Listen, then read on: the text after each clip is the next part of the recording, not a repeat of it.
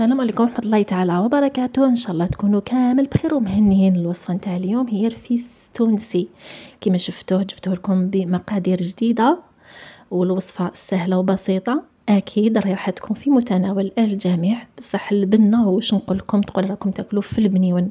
هذا رفيس عجبني، ذقته في واحد العقيقة جا ما شاء الله. انا نعطي لكم المقادير ونزيد نقول لكم واش تحبوا تضيفوا فيه وكل وحده ومقدورها. هنا كما راكم تشوفوا عندي سميد متوسط، سميد تاع طمينه، تحبوا تشرو تاع الميزان ولا كاشتي. انا هنا شريت تاع الميزان للامانه. حمصته لهنايا في الفور، دالي واحد 20 دقيقه. درت لهنا كيلو وربع، زدت عليها كما شفتوني كاس تاع 220 مليلتر، درت فيه ما عمرتوش بزاف بالكاوكاو محمص بقشورو، رحيته يعني مازال ما كما نقولوا حنا ما رحيتوش رطب كامل، رحيته خليته شويه مدشش. زدت نفس الكيله اللي كيلت بها السميد ولا الشيشه، درتها غرس بعد ما فورته وضفت له ملعقه تاع زيت. كما راكم تشوفوا حكمت لهنا ملعقه كبيره، درت فيها 4 معالق مارغرين بدرجه حراره الغرفه ونص، 4 معالق ونص.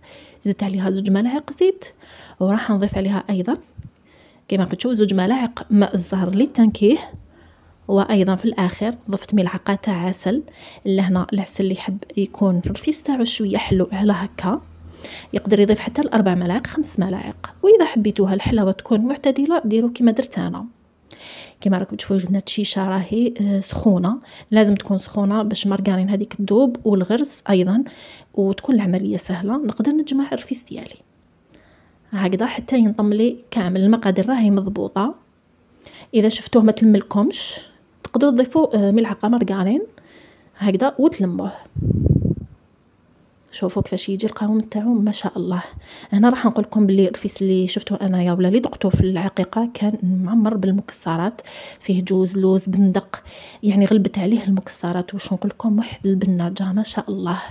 والجديد واللي عجبني هي الشوكولا البيضاء اللي داروها له من الفوق. هنا للامانه انا استعملت غير الكاوكاو كما شفتوني، تقدروا ديروا واش تحبوا نتوما، ضيفوا له حلوه الترك، جوز الهند، جلجله محمصه مرحي، المكسرات اللي حبيتوهم راح يزيدوا لكم بنه على بنه. يا البنات باش نقول لكم هذا النوع تاع رفيس رائع ويليق في المناسبات هكذا، يعني كما نقولوا احنا في المهيبه ولا تقدروا تحطوه وديروه ايضا في المناسبات، يجي ما شاء الله بنين. حكمت الطابع كما شفتوني، طبعا اللي حبيتو خدموا به لهنا، ديروا كما نقولوا حنا تفنوا هنا في التشكيل كما حبيتو. درت ملتق تاع ورق الزبده ولا ديروا كاش بلاستيك ولا اي حاجه، وتبداو تقطعوا فيه. هنا للعلم السمك اللي درتو انا شويه خشين، تقدروا ديروه شويه رقيق على هكا. وبديت نطبع ونحط فيه.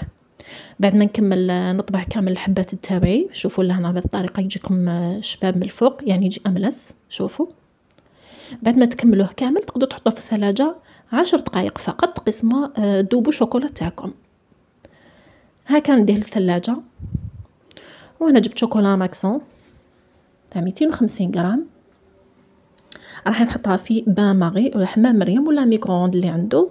تقطعوها بيان سور يكون البول تاعكم ناشف ما فيه حتى قطره تاع ما، والماء راكم ما تقيسش البول تاعكم وتخلوه يذوب.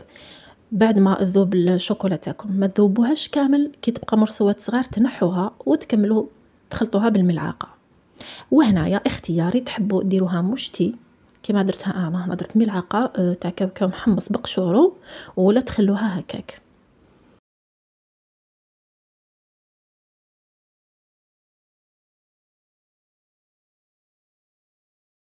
هنا تحبوا تقلصيوها بهذه الطريقه المعروفه، ولا انا جاتني اسهل كي بديت نحكم بالحبه ونحط لداخل هكذا كما راكم تشوفوا، تكون يعني احسن طريقه وتكملوا تمتم. نحطها من بعد فوق الفرشيطه ونقطر الزائد.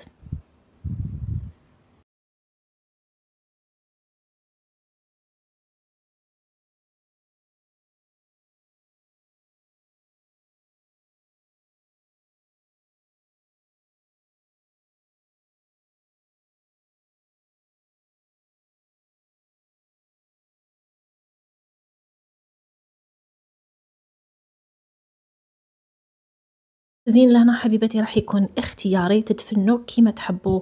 تقدروا تزينوها انا من الفوق بالورود، ورود الشوكولا بيضاء وسوداء كيما اللي شفتها وعجبتني بزاف، ولا بأي نوع من المكسرات، بيستاش ولا لوز ولا اللي جات، المهم المتوفر عندكم. التزيين راح يكون كما نقولوا حنايا فن، يعني تشبحوها كيما تحبوا. هذا ما كان نقول لكم جات ما شاء الله.